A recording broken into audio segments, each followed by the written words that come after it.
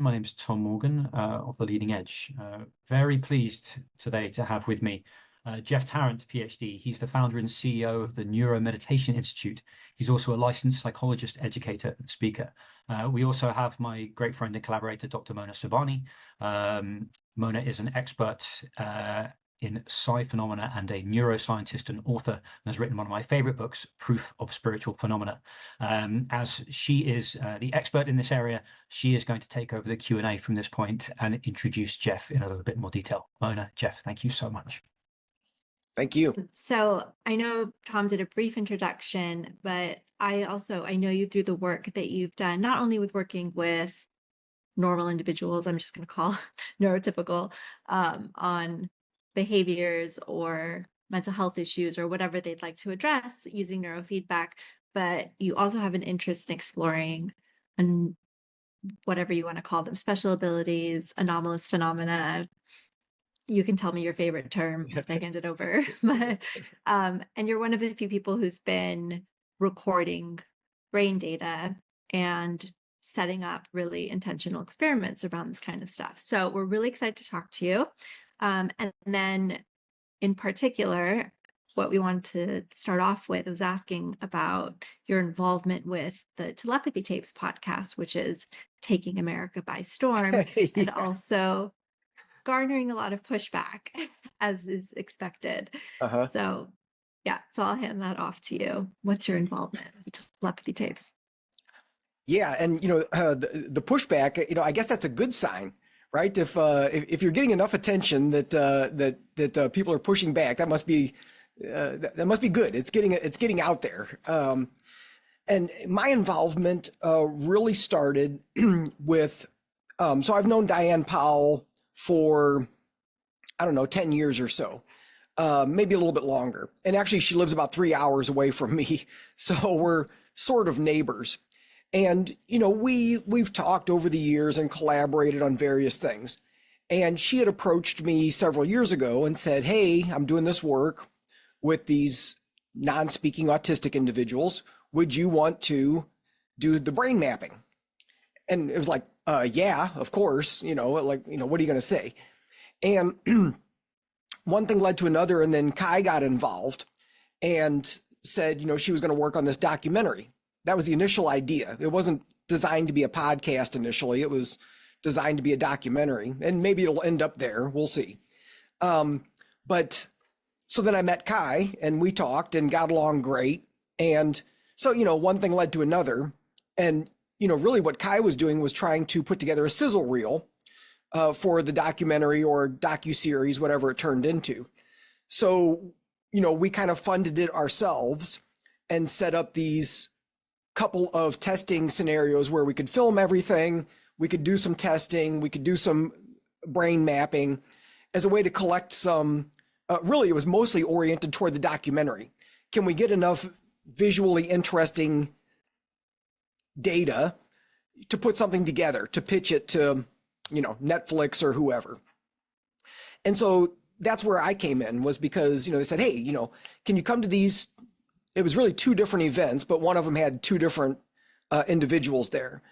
And so for people who have listened to the podcast, the first one that I worked with was Mia, was the first person that I worked with. And then we did a second trip, and Houston and John Paul know each other, or they knew each other. John Paul has passed, obviously, but Houston and John Paul know each other. Their families know each other. They live relatively close. So we tested them both in the same couple of days. So that's how I got involved. So my involvement has really been with those three individuals. And obviously, Kai and Diane have worked with many more than that. But my exposure so far has been just limited to those three. And what was your kind of takeaway after you went in, you spent some time with them?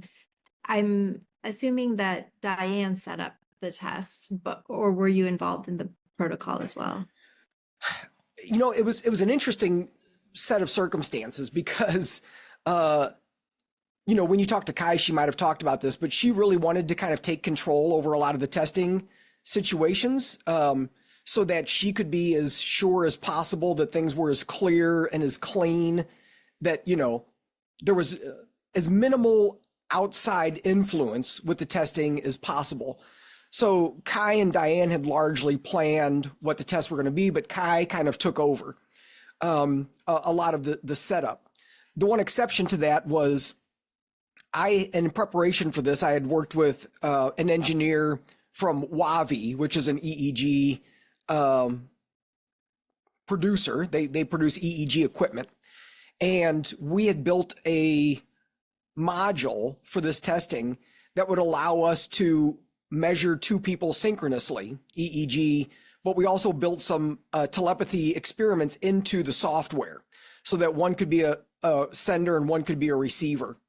And so that aspect was mostly kind of on my shoulders because, we were the ones that kind of created that system.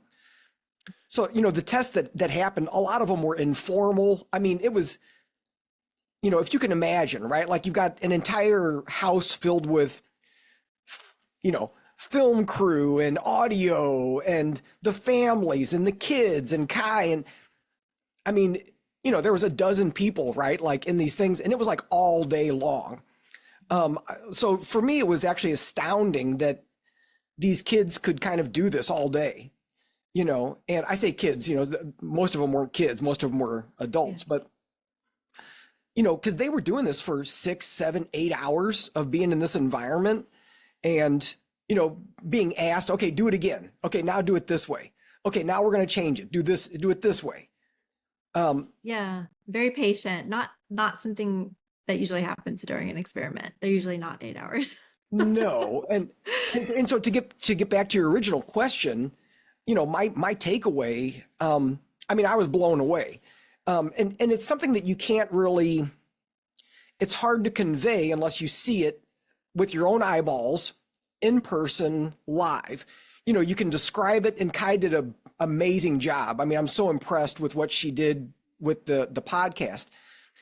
You can describe it, you can write it up, but there's nothing like seeing it. You're in the environment, you can tell that there's no way anybody's cheating. Nobody cares about cheating. And just doing it over and over and over and over all day long and basically not missing anything, right? And so when you see that, how can you not walk away going like, okay, I'm in, this is for real. Like there's no way, and then not just seeing it with one person, but then seeing it with multiple people in the same kind of way, right? Just like so many different circumstances where they just repeat it. They can just repeat this ability. And so I've never seen anything like that, myself. So that, just to go into sort of like the layman's question here, I've been reading as many skeptical pieces as I can just to kind of try and close off my cognitive dissonance. And there seems to be this really big disconnect between all of the skeptical pieces that I've read, basically saying this is facilitated communication, where my understanding of the criticism is basically like either the kids are reading an unconscious cue, or if they're being touched by their parent, they're receiving an unconscious cue, either deliberately or accidentally. And yet when I speak to Kai and I hear other people who are there, like it seems that there's night and day in these two perceptions. Is there a way to clear that up for people?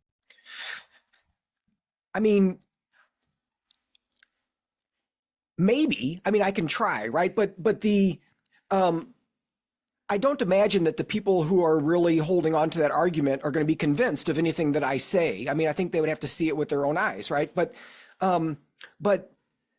we set up the circumstances as carefully as possible to eliminate that possibility. And so for instance, I'll give a couple of examples where in my mind, there was just no way that something could have been going on, right? So with Mia and her mom, there were several sets of testing where we would blindfold Mia when we were showing her mom the target, whatever it was, the cue, and we would put a poster board, a big black foam board in between them.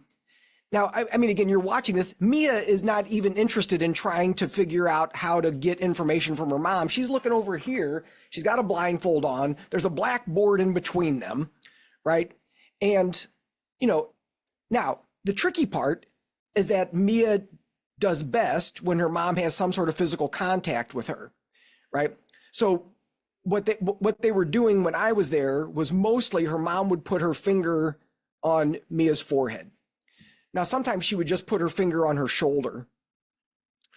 Now, that was an adaptation because when they first started, they were doing more what we think of as facilitated communication, where, you know, the person might put their hand, hold their hand or hold their wrist, which of course raises much more suspicion, right? You know, and even this, you could argue that, well, maybe her mom is increasing the pressure when she's getting close, right?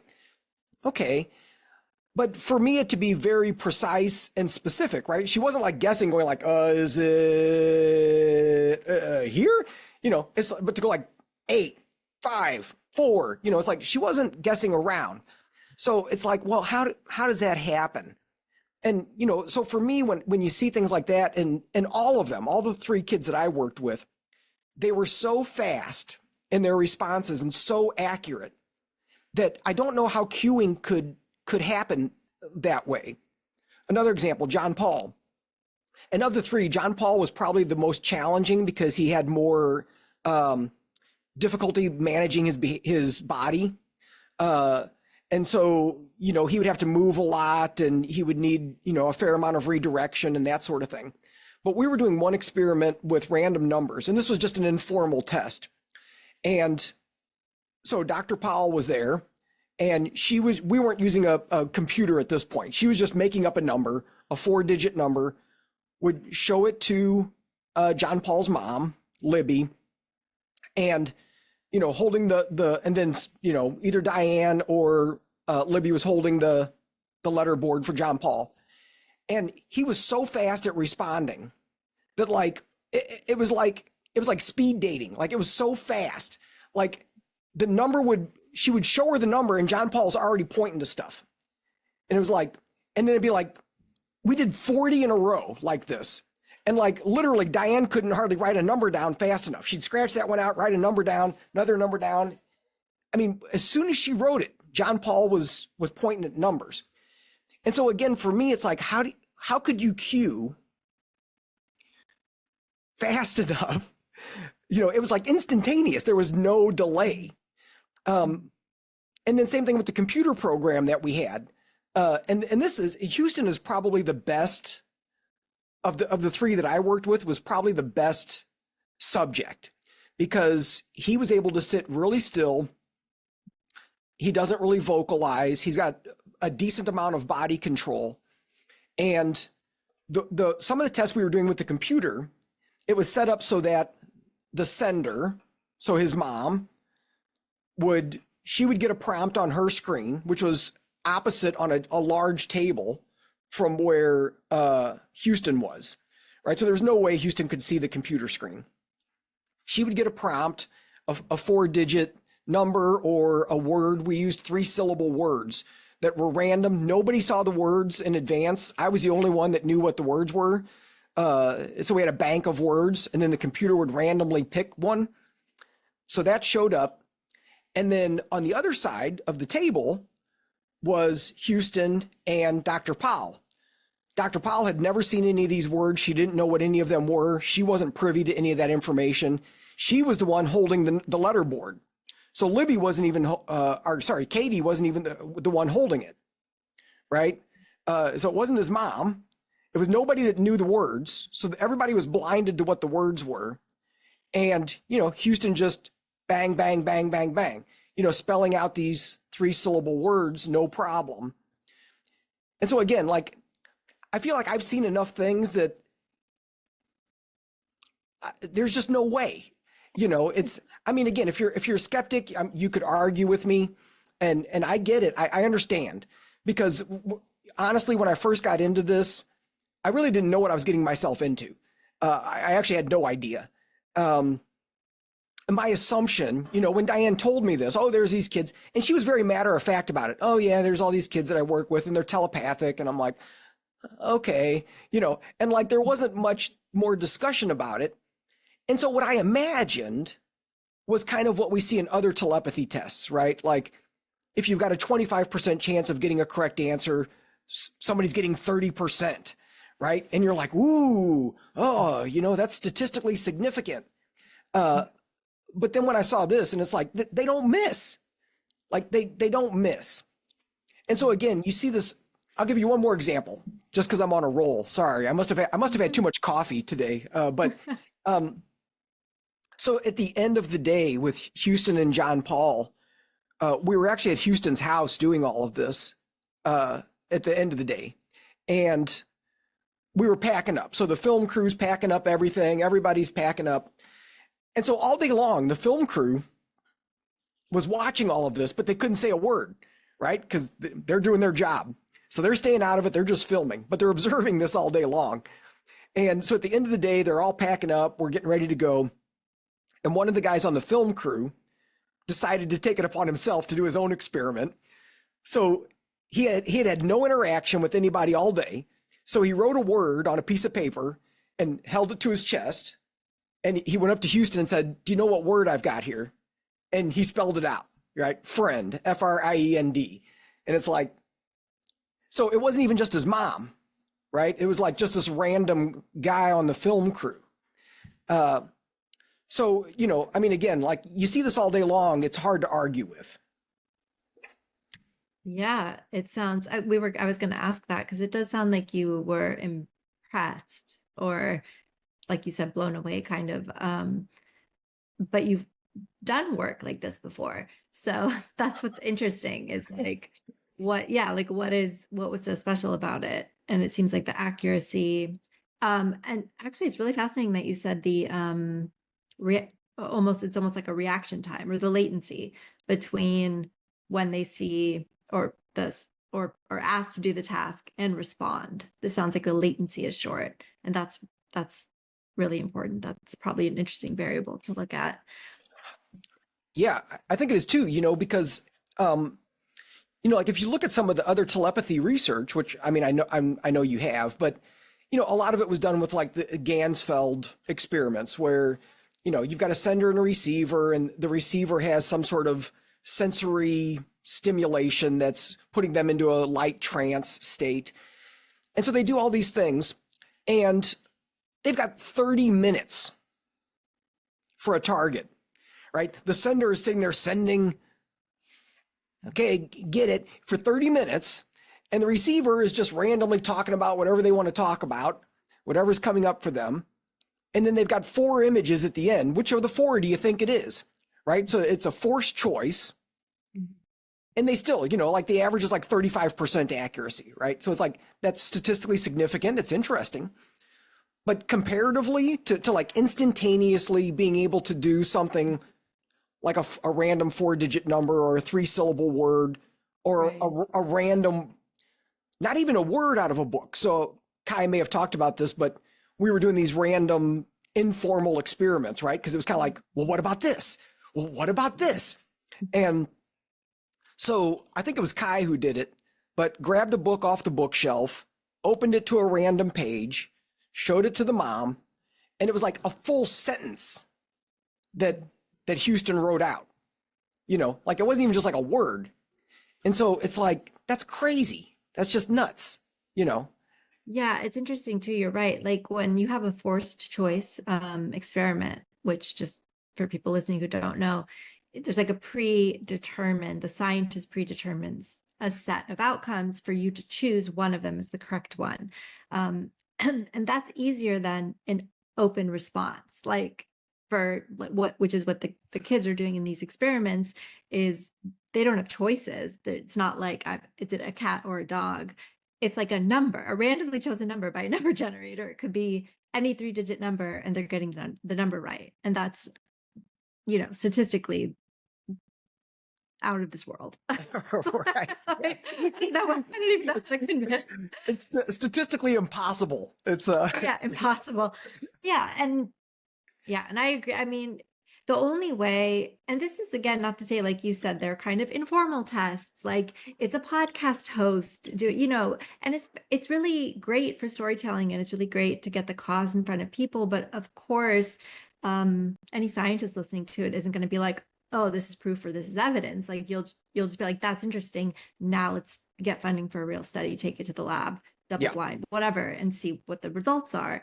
And I was telling Tom, like, we're writing something on this, and I can't believe the amount of time that's been wasted on people analyzing the podcast experiment and being like, it's just a waste of time because it's not a scientific experiment. And that's not to say it's not valuable, right? Because it's sparked all this conversation, but it's not a science experiment. We'll Right. just see what the science says. So anyway, I agree. Okay, so you were blown away, like, and there's multiple factors, right? About the speed that they're answering, the accuracy, the content of what they're providing, which varies from numbers to words to sentences. So it's pretty impressive on multiple levels. So you were there though to also look at the brain data.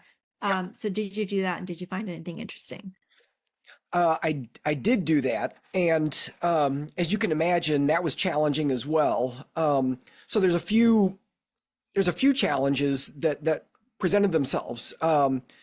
Not the least of which is that a lot of folks with some sort of autistic disorder are often very sensitive, sensory, and so we're asking them to wear a tight cap on their head, clips on their ears, go in and inject a little bit of goo into the cap, and then scratch their scalp to get a good signal, right? So like that by itself is like not great, right? Like that is, and actually they did really well. Mia was the only one that really did not like the ear clips at all. And so, she did really well, but we had to keep it minimal, right? The amount of time that she was hooked up. The other thing is that with EEG, movement messes up the data, right? So, normally when we're sitting here doing an experiment, we have to worry about things like eye blinks, but now we've got kids who have a really hard time controlling their bodies. So there's movement and there's vocalizations, in addition to all of the eye movement and other things that are going on.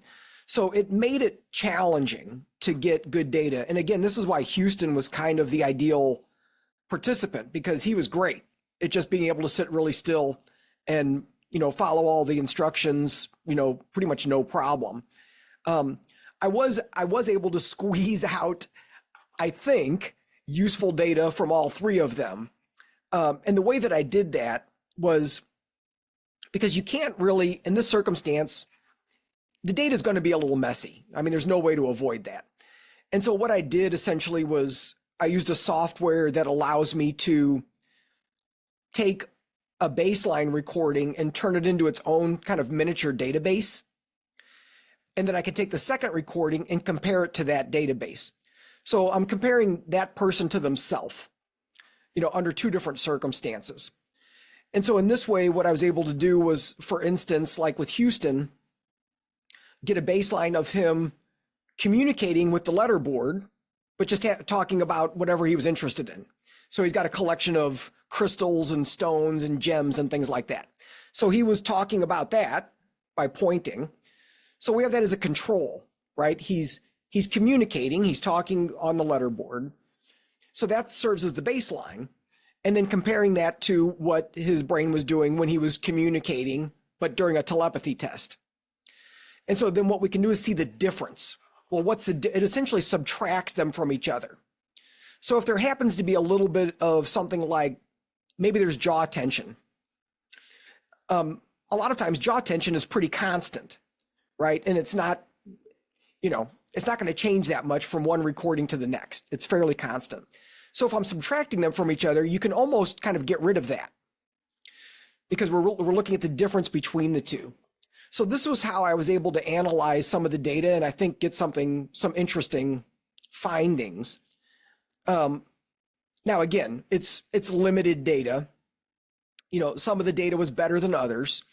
But for all three of them, there were some interesting changes that we found comparing baseline to telepathy, and they weren't all the same, which I think is also interesting. So, I mean, I can get into the nuts and bolts of it if you want, or that may be too technical. Tom, that's up to you. Do you think people are going to be interested in that? Well, I think it, does the data for you make the emergent claims of the podcast more or less plausible, or is it something that relates back to the rest of your work in terms of confirming what you would have expected to see? Yeah,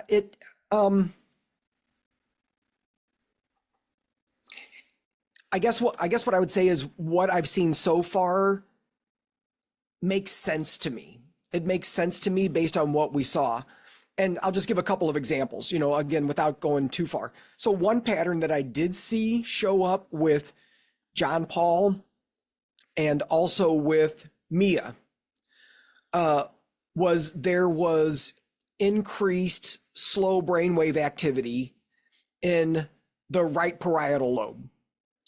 And this has kind of become an area of the brain that I'm super interested in because it shows up a lot in different things. It shows up in mediumship. So I've collected quite a bit of data with really solid evidential mediums. And a similar thing shows up for them a lot of times when they're doing a reading, that there's some sort of either slow activity that increases there or some sort of almost looks like seizure activity where it's like that area of the brain is kind of going offline. So, seeing that kind of show up here, I was like, well, that's interesting, right? Because there's a similarity. I'm not saying it's the same thing, but maybe there are certain processes that cut across some of these abilities. And for me, that area of the brain is particularly interesting because it has a lot to do with boundaries between self and others. Mm-hmm. And so if you're kind of turning that part of the brain off temporarily, turning it off, increasing slow waves, disinhibiting it, maybe that's what allows some of these abilities of people to step outside of their own consciousness into something else, whatever that is. And actually you see some similar things with some of the out of body research. Same part of the brain shows up. So I think there's something to it, but it seems like it extends beyond. It's not just out of body experiences, not just mediumship, but it's also showing up in some of this work. So again, it's not 100%, but it's often enough that it seems like there's something there. And that was for, you mean that, so specifically when they go into the state where they're doing the test, that's when you see that? Oh, okay. Yep. Yeah. Now it's interesting. I mean, I will say that, and I have seen in a couple of instances, like with mediums, that even at baseline, that part of the brain looks atypical. It's behaving differently, but then when they do their work, it becomes exaggerated. And so again, for me, what I wonder about is, does that suggest that they're already primed? The brain is already primed toward a loosening of those boundaries. And then when they step into that, it gets bigger, so to speak. I mean, I don't know. I'm speculating, right? But yeah. So I read your book, which is amazing. Everyone should get it. Is it called Becoming Psychic? Yeah. Is that what it's called? Yeah. Yeah. Thanks for the plug. Excellent book. Remind me, do you correlate between accurate hits, like if you're testing them on something, like whether it's telepathy or I guess if it's a medium on data about the person who's deceased that they're reading, with that brainwave activity? And that I have not done. Okay. And so that's a limitation of, so like some of the mediums that we'll just pick on them for a minute. So the mediums that I've worked with, especially the ones that I talk about, like in the book, or if it's a presentation or something, I'm fairly careful to use mediums who have been certified by either the Forever Family Foundation or Windbridge or both. And the reason for that is because they've already demonstrated in, pretty controlled, pretty ridiculous circumstances that they're able to bring forth evidential information. Now, when I was testing them, I didn't test for the accuracy. I was just kind of looking at, okay, here's you doing a mediumship reading. We're going to assume that you have some sort of level of accuracy. But yeah, so that's a significant limitation, right? Because Well, yeah, no, well, yeah, and that work should be funded. Someone should do it at some point. yeah, for Some sure. point. But I was just thinking about it with the kids. It would actually be interesting because if they're usually correct, you wouldn't even have as many trials where they're wrong to compare to. So that's actually like a rare circumstance in science. Right.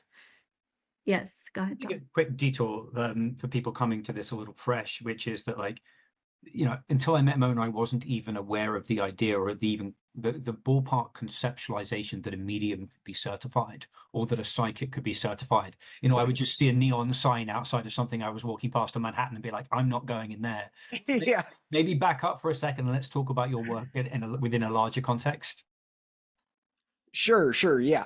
So yeah, I got started doing this, looking at the brains of psychics and mediums probably 10 or 12 years ago. And it's been kind of an off and on thing because it's not like I get funded for any of this, right? So it's just, my own passion. And so I kind of move in and out as I can with that work.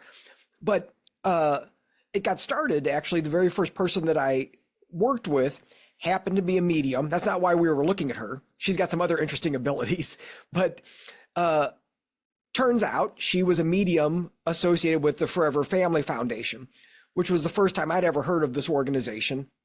And essentially, so they have a couple of functions, Forever Family. They have a certifying process, which I won't even be able to fully articulate because I don't even understand all of the nooks and crannies of it.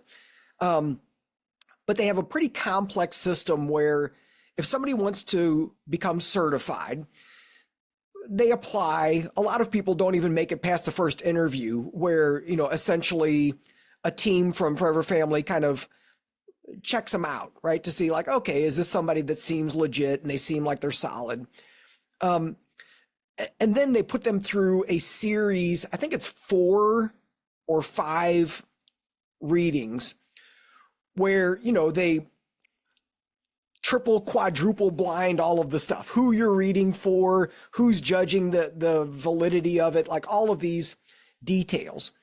And so they've got these complex ways of evaluating somebody's reading to see like, well, okay, were you able to bring forth specific and accurate information about this person related to who you're reading? So it's not enough to say, and you see this a lot, right? Like with mediums where it's like, I'm getting a name. It starts with a J or maybe a G or, and then the person's like, oh, George? Yeah, George. Yeah, that's it, George. Right. And it's none of that. Like that stuff doesn't count. It has to be specific. It has to be accurate. And so they have to score a high enough level of this across multiple readings for them to say, okay, you're in. And Forever Family Foundation is pretty picky. Like they've been doing this for something like 20 years, and I think they've certified 24 people or something. So it's not like it's an easy test to get through. It's relatively small number of people. And so I just got lucky that the very first person that I worked with happened to be certified through them. And then she said, hey, you should meet some of my friends. And I was like, okay. And I was just kind of bumbling along. And, one of these was Laura Lynn Jackson, which is a big name in the mediumship world. And we've become good friends. But, I didn't know who she was or, I was like, okay. So a lot of the people that I got to work with right from the beginning were really high level. And I didn't even know it. And so that put me at an advantage right from the beginning that the people that I was working with had already kind of demonstrated themselves. So I didn't feel a need to do that myself.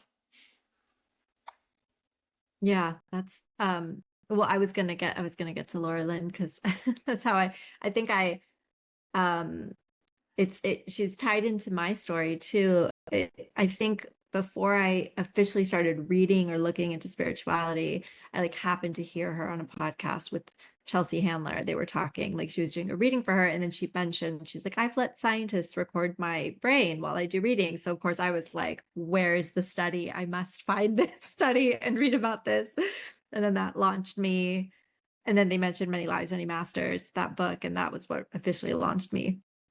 So it's funny, but yeah, I just wanted to agree and confirm and just double down on what Jeff said, because yeah, the Forever Family Foundation does have a really rigorous process.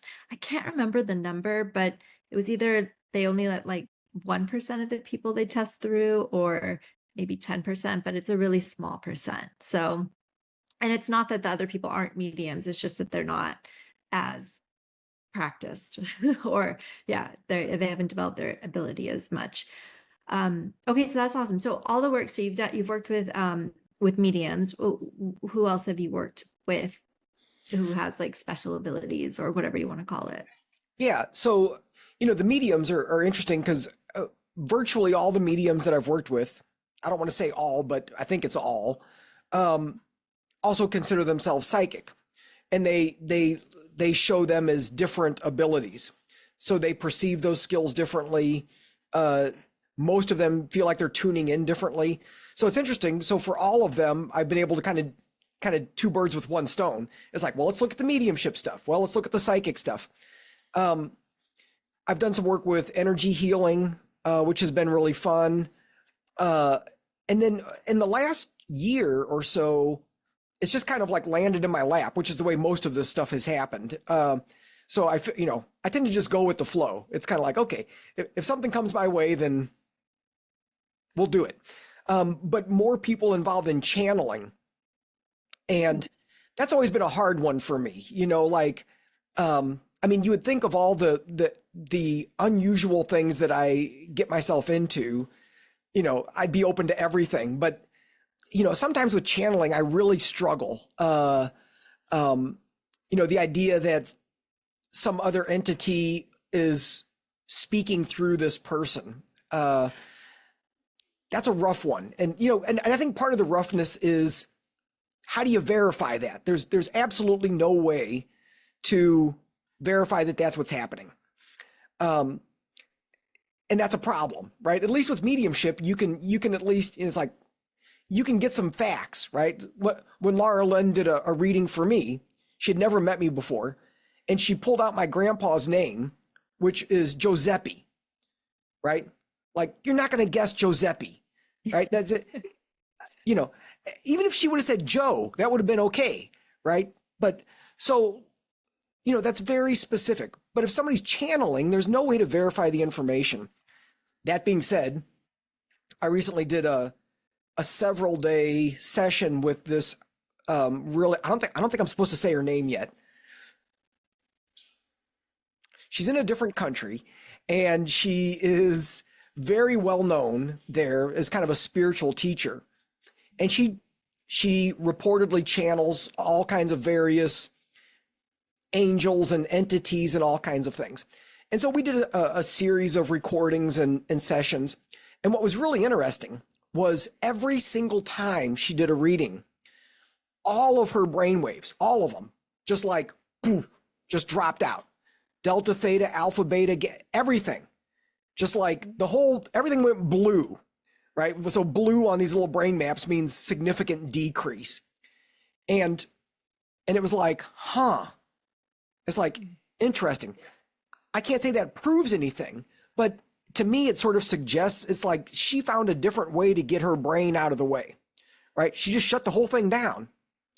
But yet she's sitting there talking this very lucid and like wisdom, right? Like the stuff she's saying, you're listening going like, wow, that's heavy. That's, like really heavy stuff. And it's just flowing through her beautifully, right? Like gracefully. But yet her brain waves like went from here to, nothing, right? And so it's like, that's interesting. And it's interesting for another reason, because I've seen a similar pattern more recently with somebody who is in what I would call more like a non-dual state. So there may be some sort of a connection there of like when you when you completely remove yourself, maybe that's what we see. Wait, that's so interesting. I have a question. And Yes. so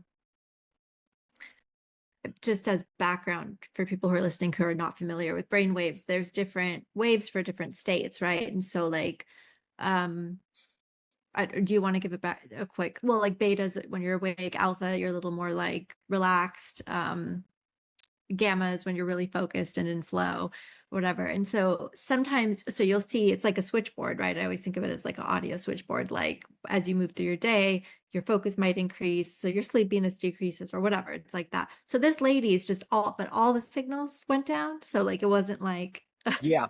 And that's very atypical. So like, normally, when you see somebody go into a meditative state, or even this work that we're talking about, you might see a decrease of some brainwave activity, but you're likely to see an increase of other, because, kind of like Mona was just describing, it's things balance out. It's relative, things shift and move. They go up and down. But if everything drops out, that's like, well, what does that mean? Right.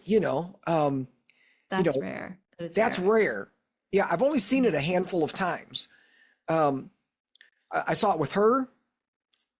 When I very first started doing brain mapping, I saw something similar with one of my spiritual teachers at the time, when he went into a meditative state, and he described it as going into the void, and he was into a lot of shamanic work. So I don't know where he was going, but his brainwaves dropped down like that. And then I recently recorded somebody doing this is an expert teacher who was doing a biodynamic craniosacral therapy session, and which really involves, if you're the one providing the treatment, you have to get yourself into basically this empty space. And so at that point, that's what we saw, was just basically everything dropped out. So I suspect, again, there's kind of a relationship. It's not the exact same thing for each of them, but maybe the overlap is that they've got their self out of the picture. It's not there, right? And something else is happening. That's super fascinating. Yeah, it's fun, right? Did you want to say anything about the channeling? I feel like. Well, I think you kind of answered it, but it was like, for me, if I have the dumb layman's version of like us being receivers of consciousness, if the idea of like the I suddenly drops out, it allows something else to come in and kind of use the radio receiver that we are to broadcast. Am I thinking about it the right way? Like, at least as a metaphor. I mean, I think as much as we can kind of make sense out of it for what we know. And that's what impressed me about her, right? Was because even though I can't prove her claims, what her brain is doing makes some sense. It's like, well, that kind of makes sense. And so, I guess in that way, it does provide a little bit of evidence, for that, because, and you'll hear this a lot from people that channel, that they don't necessarily remember what they say. Mm-hmm. They come out and they'll be like, I don't even know what I just said. And so again, it's like, well, that's interesting, right? Because if you're not aware of what you said, well, then who's there, right? Where's the I? Where'd the I go?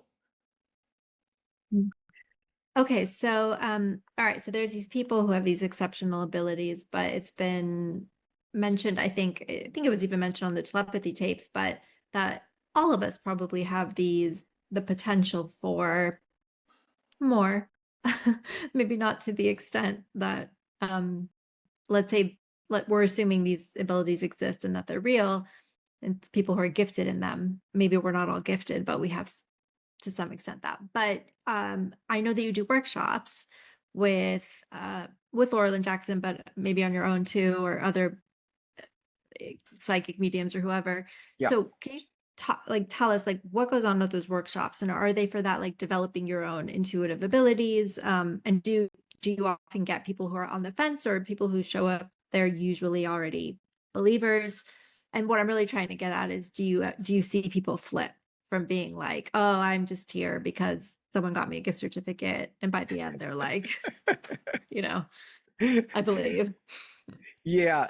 So yeah, I do workshops with Laura Lynn, and I do some with some other psychic mediums, and those are always a lot of fun because, you know, I think I do have some ability, but I'm not Laura Lynn Jackson, and I'm not a professional psychic medium, right? So they have a whole different perspective that they can offer. So that's always fun. But I also do teach some things myself, and you know, we call it an exploration, right? Because it's like, can we kind of get in there and develop some of these abilities ourselves? And a lot of times I'm using technology as a way to kind of nudge the brain. So it's almost like reverse engineering what we're figuring out by looking at these brains and going like, well, okay, I see these patterns.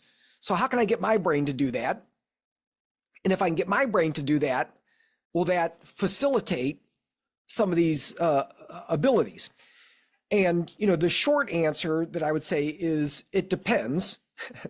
I'd say in many instances, it does seem to accelerate things for people, but that generally seems to be the case with people who are already a little bit tapped in. So people who are already practicing some of this stuff, they've had some interesting experiences, and then so when you give them a little bump by using the technology, it really seems to ramp it up pretty dramatically for many of them. For the folks who are kind of like, I have no ability, those people that come in, right? I have no ability. I'm just going to check this out, right? And see what's going on. You know,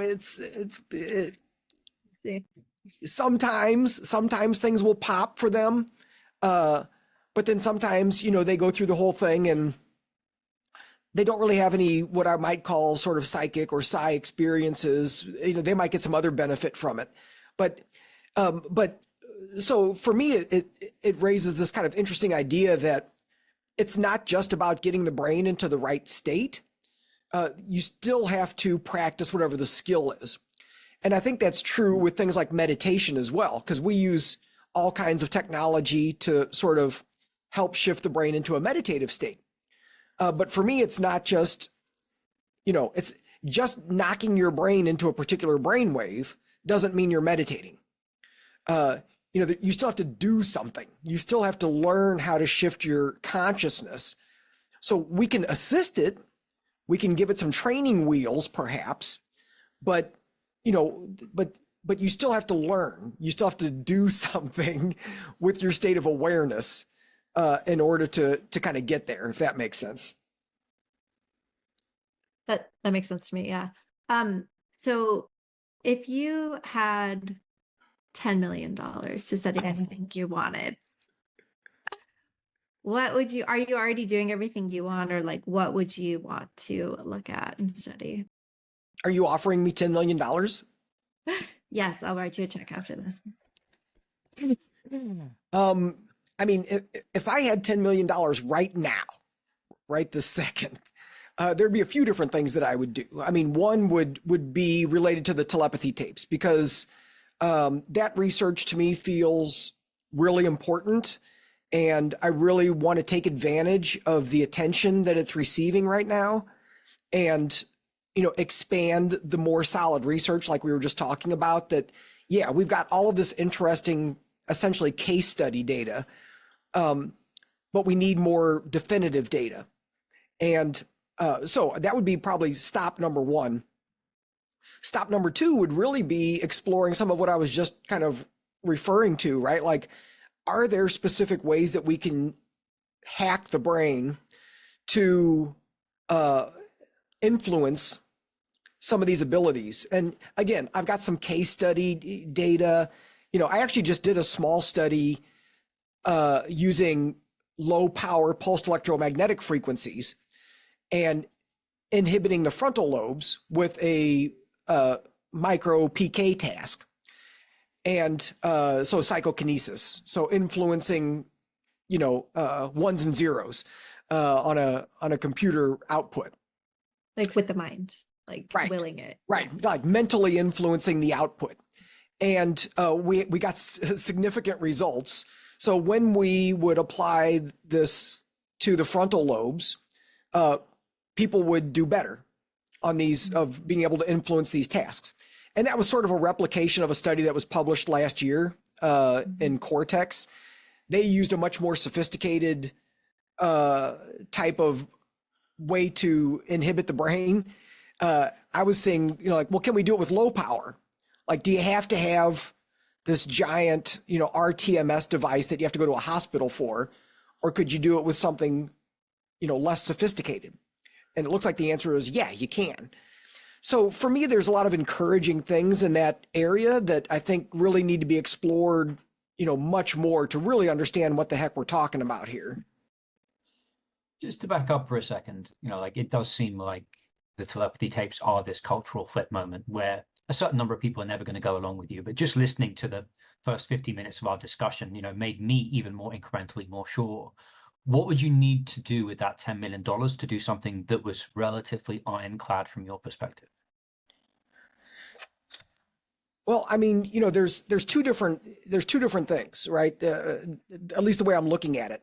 And so the first would be, really just conducting the telepathy experiments in a way that, addressed all of the issues that the critics are bringing up.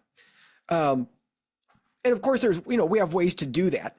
But there's also some challenging issues too, right? Because again, we're talking about non-speakers with autism. And so there's a whole range of challenges that come up with this. And so I don't know how to address some of those, honestly, because, yes, we can handpick the subjects who are, like Houston, right? Like, yeah, he's great. He can spell independently. He can read just about anybody. He can sit still. Great. But there's only a handful, of folks like Houston. Everybody else needs more assistance, or like Mia, right? Where she needs her mom to put her finger on her shoulder. And it's like, well, from a research perspective, that's not going to fly. Or if the mom is the one holding the letterboard, that's not going to fly. We need the letterboard to be stationary, nobody touching it, right? And, the sender and receiver to be in opposite rooms and to be, shielded, and all of those things that we would normally do in an experiment. So, you could probably burn through $10 million trying to pull this off, just that part. And then, of course, I would love to do more of the EEG work, because I do think there's some interesting things there. But again, it's really tricky because of the population that we're talking about. And then, issues kind of like Mona was bringing up. It's like, well, if they never miss, how do you compare what it looks like when they're not successful versus when they are successful? It's like, well, they're always successful. And it's like, well, okay. So, there's going to be some interesting limitations. But again, I still think it's worth exploring, because, there's folks like Houston, there's folks like Akil, who I haven't met Akil, but he's also really, really good, the same way that Houston is. Doesn't have to be in the same room, can type independently, all of these kinds of things that are going to be really critical. For me, I mean, honestly, how many people do you have to have demonstrate this? If you did it under ironclad circumstances. Well, in finance, we have the concept of the black swan, right? Like, which people talk about a lot, which is like, you only need to see one black swan to realize that not all swans are white. And I honestly feel, I know this is probably not how science works, but if you have one person that can do this 100% of the time under the strictest laboratory conditions, that seems to be, if nothing else, like a damn good start. Yeah. I wish James the Amazing Randy was still around. We could get his $1 million. It's Oh my God. I hate when people bring up the Randy experiment, or not contest, whatever it was. Well, actually, that's probably worth a 2-minute diversion, because I was on that side of the table for a long time, where I would bring up the Randy Prize whenever anyone would be like, well, this person's psychic. I'd be like, well, why don't they just claim $1 million from the Randy Foundation? And then I actually read about what the stipulations he put around these things, and I realized that it didn't exactly seem like a fair fight. I don't know. Yeah. Right. But that raises other interesting issues too, right? Is that, and not necessarily with these kids, because I've seen them do this in a lot of different circumstances with a lot of people around, a lot of commotion, interrupting them in the middle, changing the scenario, and they just keep doing it, right? Which is really unusual, because if you look at other scenarios like mediums or things like this, I think one of the reasons why more people don't get certified, kind of to Mona's point, is not necessarily that they're not good mediums, but when you start controlling, the more you control how they can do their work, the less successful they're likely to be, right? Because everybody's got their own process. You know, like when I'm trying to do EEG recordings on mediums, some of them are like, oh, I pace when I give a reading. And it's like, you can't pace. And in fact, you need to sit perfectly still. And it's like, holy crap. Okay. So like already I've changed the dynamics of how they operate. Right. And so it's almost not fair, right? Because it's like, okay, you've got this thing that you can do, but I'm going to ask you to do it in a way that you've never done before. That is it. Yeah, that's a very common problem with science experiments. I mean, it's kind of like art. Like if you were going to measure artists or study them scientifically, and then you're like, you have to use only these colors and like only this medium, and they'd be like, you know, that's not how I do art. Right. But that's how science works. And Yeah. yeah, it's at odds. You do lose anything that's so Tom and I on his group chat for this kind of came up, but like by making these rules, which we need to do science the way we do it, but the rules are like scissors. They do cut off and out things that are actually there, that are actually like part of natural phenomena or whatever, because you just can't have it. And like yeah, there's just a lot of variance, and so but Yep. it's not ideal. No, and that's actually one reason that, you know, I've kind of stuck with a lot of the case study type work, even though it's also limited, right? Because it's like, well, okay, it was this one circumstance with one person, and you know, and it's like true, but they were comfortable, they were able to do things the way that they normally operate, and so can we learn something from that? And same thing with the idea that, you know, we expect everybody to have the same brainwave pattern, and it's like, well, why? Why would we think that everybody who has some sort of special ability is going to show the exact same brainwave pattern? Like that actually makes no sense. And so we set up an experiment where we're going to test 10 people, and then we look at their brainwave changes, and there's nothing. And it's like, well, there's nothing because everybody did something different, right? And it all washes out. So sometimes the way that we set up it's set up as for a failure. There's no way to kind of get good results that way. Yeah. Also, especially with brain data, that this is especially true for brain data, because brain data is like essentially meaningless unless you know what the person was doing, if they can report back to you what they were feeling or what they were thinking. Like without that subjective experience, the brain data is not as useful. People forget that a lot when they cite neuroscience research. So yeah, I just want to say it's very exciting to meet you specifically at this point in time, because I think that we're, you know, if this bears fruit, this could be a cultural tipping point. It could be a cultural black swan, that the evidence is so strong, and that you're going to have data behind this. So yeah, I'm Dr. Jeff Tarrant, Dr. Mona Sobhani, very grateful that you would make time for us today.